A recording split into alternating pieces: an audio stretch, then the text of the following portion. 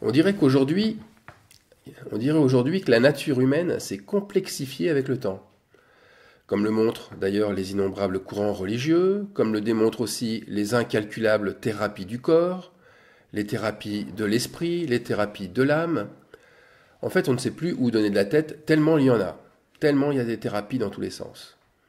J'étais la semaine dernière invité à tenir un stand sur un salon de la foi, de la spiritualité et des médecines douces. Et la diversité des intervenants sur ce domaine était vraiment impressionnante. Bien que, en plus, très loin d'être complète. Je crois que la complexité de l'être humain est vraiment une réalité. Mais l'homme, il ne s'est pas rendu complexe à cause de ses connaissances, ni à cause de son évolution, ou à cause de son intelligence, mais à cause du péché. Car les stratégies pour dissimuler ses fautes se sont multipliées à l'infini. Alors qu'il serait si simple que de n'employer qu'une seule et même stratégie visant à éliminer ce qui nous cause du mal. Le prophète Ésaïe enseignait cette stratégie, et dès le premier chapitre de son livre, nous pouvons lire « Lavez-vous, purifiez-vous, ôtez de devant mes yeux la méchanceté de vos actions, cessez de faire le mal, apprenez à faire le bien, recherchez la justice, protégez l'opprimé, faites droit à l'orphelin, défendez la veuve. Mais voilà, quand vous étendez vos mains, je détourne de vous mes yeux. Quand vous multipliez les prières, je n'écoute pas. Vos mains sont pleines de sang. » Alors on me dira, bon d'accord, mais je n'ai tué personne, je ne suis pas un criminel. Comment puis-je avoir du sang sur les mains? Or, celui qui se rallie à un criminel se fait complice de lui. Il se rend coupable au même titre que lui.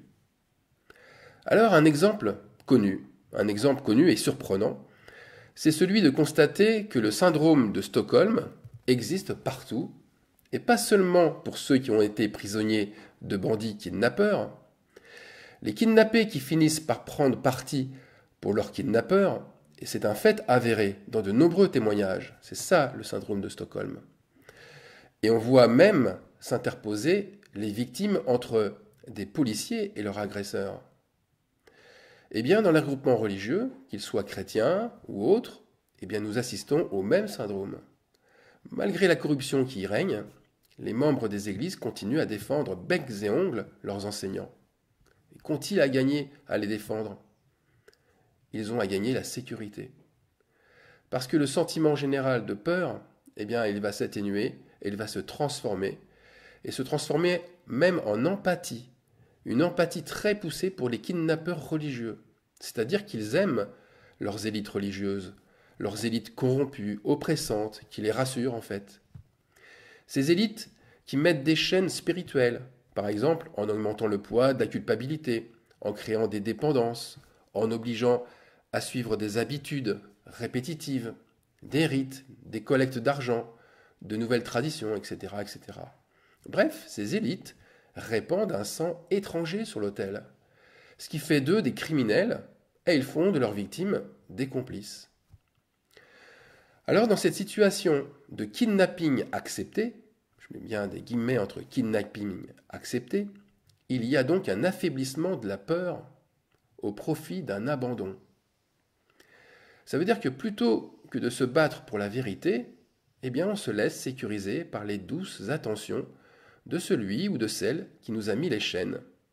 Et en plus, on lui trouve une foule de bonnes intentions, masquant bien sûr les mauvaises.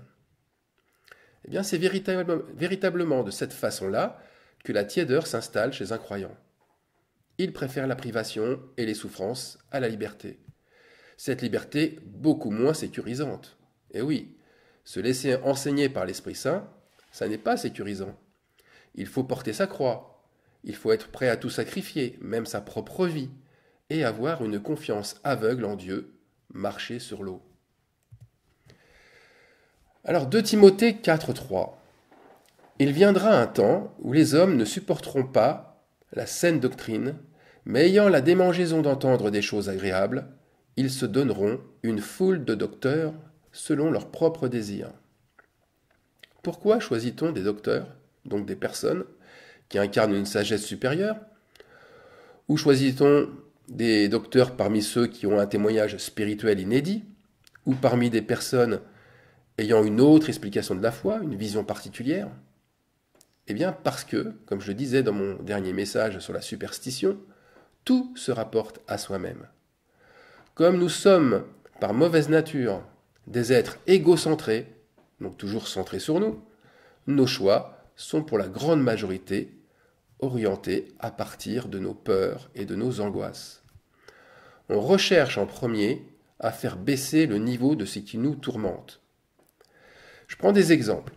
Si ma peur, c'est celle de déplaire à ma famille, eh bien je resterai alors ancré dans mes traditions et j'adopterai la religion de mes ancêtres, même si elle m'enchaîne. Si ma peur est fixée sur le diable et ses démons, eh bien je chercherai une doctrine qui me permettra de les identifier, et surtout à l'extérieur de moi, et puis de les chasser. Si ma peur est accaparée par la mort, eh bien ce n'est pas la vérité qui me soulagera, mais je serai plutôt attiré par une doctrine qui ira me réconforter vis-à-vis d'elle, vis-à-vis de la mort. Et surtout une doctrine qui me coûtera moins en sacrifice. C'est de cette manière qu'on trouvera plus juste, par exemple, une doctrine qui me montre qu'à la mort, je peux encore être sauvé, et que toutes mes fautes peuvent encore être effacées, même après mon dernier souffle. Juste et simplement par un sentiment de remords. Et là, vraiment, on trouvera bien sûr des versets bibliques qui corroboreront à asseoir cette doctrine. Alors c'est vrai, c'est tout à fait vrai, on peut faire dire ce que l'on veut à la Bible. Car on peut se trouver une foule de docteurs allant dans le sens de l'atténuation de nos peurs. Et en prenant un petit peu chez les catholiques, en prenant un petit peu chez les protestants, un petit peu chez les orthodoxes, un petit peu chez les évangéliques, etc., eh bien on se fabrique son propre veau d'or, sa doctrine chrétienne, sa religion. En fait, se croyant libéré des religions, eh bien on s'est fabriqué à ce moment-là un vêtement nouveau avec des pièces anciennes.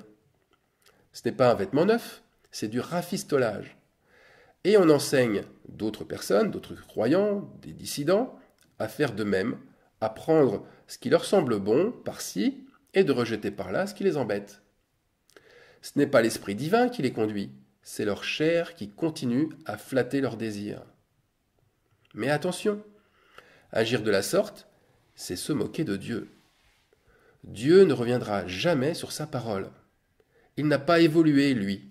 Il n'a pas évolué dans ce qu'il dit pour suivre et pour s'adapter à la complexité humaine. Et là, je le rappelle, cette complexité, elle est due au péché, pas à la connaissance. Ne vous y trompez pas, on ne se moque pas de Dieu. Ce qu'un homme aura semé, il le moissonnera aussi. Celui qui sème pour sa chair, moissonnera de la chair la corruption. Mais celui qui sème pour l'esprit, moissonnera de l'esprit la vie éternelle. Ici, c'est l'apôtre Paul, dans son épître aux Galates, qui écrit ainsi, et pour souligner qu'il y a une juste rétribution pour tous. Croire que la puissance de nos prières ou que la compassion de Dieu peuvent changer la donne, bien alors là, c'est croire que la responsabilité de nos actes n'existerait pas. C'est croire que nous serions innocents de nos intentions, car nous serions tous animés par des désirs que nous ne maîtrisons pas. En fin de compte, on ne les maîtrise plus, ces désirs. On ne les maîtrise plus parce que des forces extérieures, comme des démons, nous pousseraient à faire le mal, ou que nous avons été trompés par quelqu'un à notre insu. Eh bien, croire ainsi, c'est véritablement semer pour sa chair. Et la récolte sera la corruption. Et nous savons que l'âme corrompue n'héritera pas le royaume de Dieu. Alors réfléchissons. Si à notre mort, les compteurs peuvent être remis à zéro, c'est que la justice de Dieu est bien hasardeuse. Celui qui a été dans la corruption toute sa vie, s'il n'a pas payé le prix de ses actes mauvais, s'il n'a rien moissonné, eh bien, c'est quand même le règne de l'impunité. Et le règne de l'impunité, ce n'est pas la grâce divine. La grâce divine n'agit pas ainsi. Se satisfaire d'une justice où la balance penche d'un côté ou de l'autre de cette manière-là, c'est, je le répète, se moquer de Dieu. Et c'est déplacer les bornes anciennes qu'il a fixées. Ces bornes, il les a fixées depuis très longtemps. Elles étaient en fait en lui déjà. Et le livre du Deutéronome nous rappelle cette loi perpétuelle, qui est un jugement. Ce qui est un jugement puisque le chapitre 11, vous savez, le nombre 11, nous le montre aussi ce jugement. Voici, je mets aujourd'hui devant vous la bénédiction et la malédiction. La bénédiction, si vous obéissez au commandement de l'Éternel, votre Dieu, que je vous prescris en ce jour. La malédiction, si vous n'obéissez pas au commandement de l'Éternel, votre Dieu, et si vous vous détournez de la voie que je vous prescris en ce jour, pour aller après d'autres dieux que vous ne connaissez point. Vous voyez, ici dans le texte, les conséquences seront pour tous, quoi qu'il arrive, bénéfiques ou mauvaises. Il n'y a qu'une seule alternative. Et cette alternative, elle n'est pas seulement pour les Hébreux, mais pour tous. L'étranger qui vivait avec les Hébreux était lui aussi assujetti aux mêmes lois divines. Les territoires traversés par Josué en Canaan, puis par d'autres après lui, étaient régis par cette même justice. Il n'arrivait rien aux autochtones s'ils cherchaient la paix avec eux. Car en cherchant la paix, eh bien, ils montraient ainsi leur attachement à l'Éternel Dieu. L'étranger, en cherchant la paix avec Israël, montrait l'attachement qu'ils avaient envers l'Éternel Dieu, le Dieu d'Israël. Eh bien, pour confirmer cela, la parole s'est répandue partout de la même manière, même avec Jésus, puisque partout où entraient les disciples, ils bénissaient la maison qui les avait accueillis dans la paix.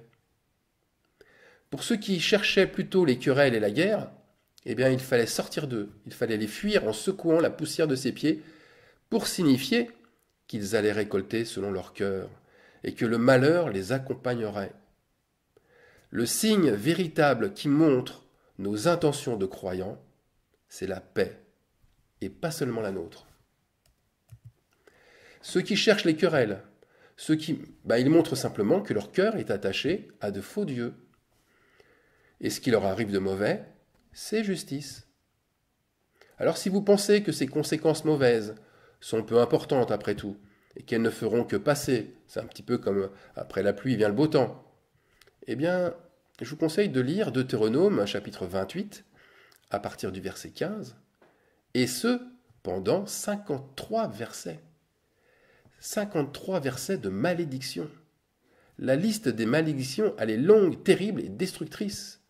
Et elle est valable pour tous les lieux où vous vous trouverez, si vous êtes justement sous cette malédiction. Partout, on vous fera toujours le même mauvais accueil, jusque dans votre travail, qui sera un échec, en passant par le fait de contracter toutes sortes de maladies contagieuses, humiliantes, incurables, par le fait aussi que vous traverserez des conditions climatiques déplorables et ruineuses. Il y aura des opposants farouches à ce que vous croyez, et qui vous pousseront même à fuir, donc vous aurez des persécutions. Personne ne se lèvera pour vous secourir. Il y aura de l'infidélité jusque dans votre couple. On vous prendra même ce que vous possédez. Vos enfants ne suivront pas vos traditions. Votre influence sur eux sera nulle. Vous partirez en exil, là où vos superstitions vous pousseront à aller. Et ceux qui vous connaissent, eh bien, ils se moqueront de vos choix et de ce qui vous arrive. Tout se changera en malédiction. Même dans ce qui se fait naturellement, la malchance sera votre lot. Et il n'y aura pas de lumière pour vous faire sortir de ces ténèbres. Tu descendras toujours plus bas. C'est ce que dit un des versets. Tu descendras toujours plus bas. C'est une vraie descente aux enfers, comme on dit. Et ça, c'est pour ceux qui croient encore que l'enfer n'est pas sur terre. Vous deviendrez encore plus esclaves de ce système que vous avez choisi et qui vous oppressera sans pitié jusqu'à vous anéantir. Toutes ces malédictions viendront sur toi. Elles te poursuivront et seront ton partage jusqu'à ce que tu sois détruit parce que tu n'auras pas obéi à la voix de l'Éternel. Moi qui vous parle, j'ai vécu une partie de cette malédiction, une partie de ce mauvais karma dans ma vie, en choisissant d'obéir à mes peurs, en suivant des chemins qui me montraient un mieux-être, plutôt que de trancher net en m'éloignant du mal. Mais il y a quand même une bonne nouvelle, c'est que la repentance m'a permis de revenir à la bénédiction. Et pourquoi attendre d'être au plus bas pour réagir ?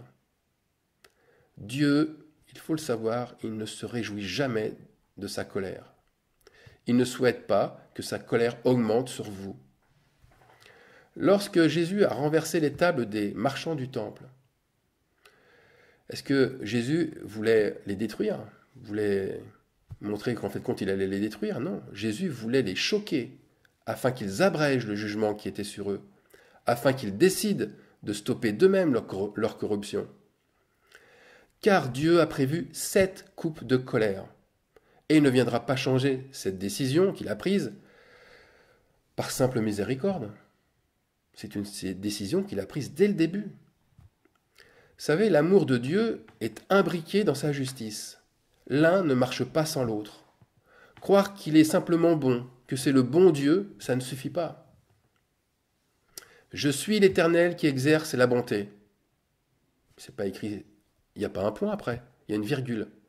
Le droit et la justice sur terre, car c'est à cela que je prends plaisir. Jérémie 9, 24.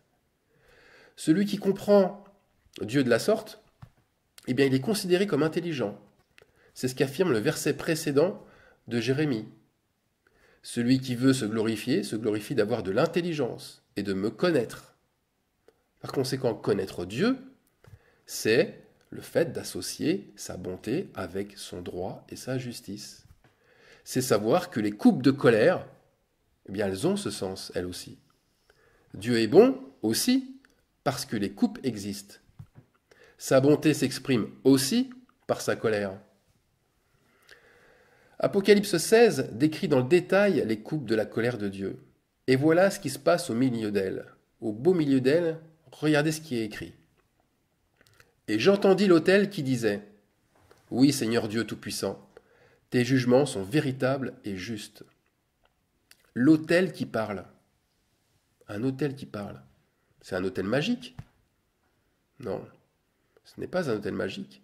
Les voix qui en sortent ont du sens. C'est ça que ça veut dire. C'est la voix de témoins justes et véritables.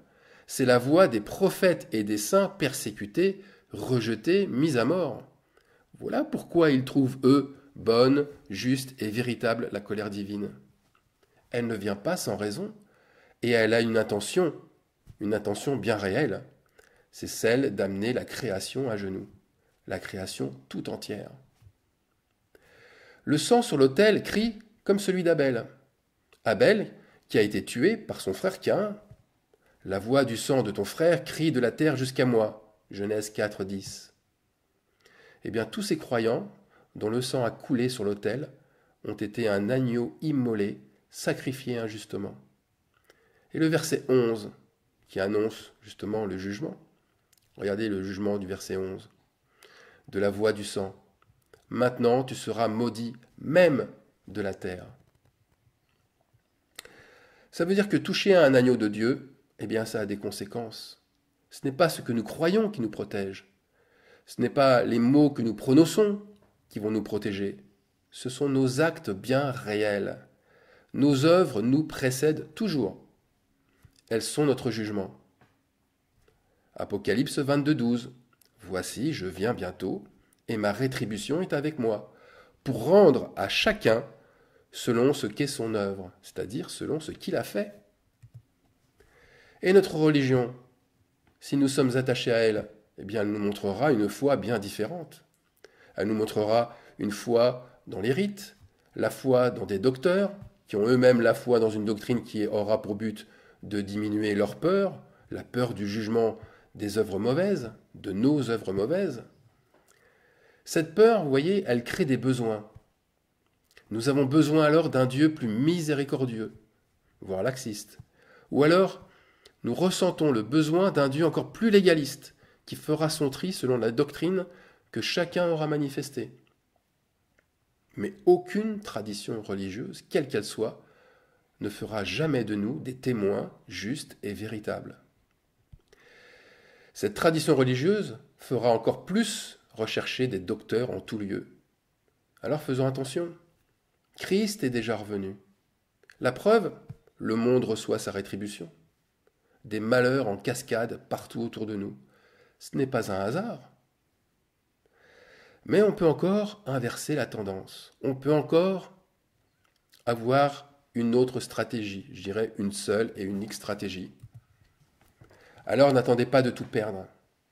Fuyez la complexité, votre complexité. Fuyez les kidnappeurs. Fuyez les docteurs de la foi. Fuyez cette bonté sans justice. Fuyez les querelleurs. Bref, en un mot, fuyez votre propre corruption. Et j'ajouterai une dernière chose. Acceptez la peur, mais comme un garde-fou, comme une trompette divine qui vient alors vous avertir du danger. Je ferai qu'une seule prière, que la paix de notre Seigneur Jésus-Christ remplace la peur et les tourments. Amen.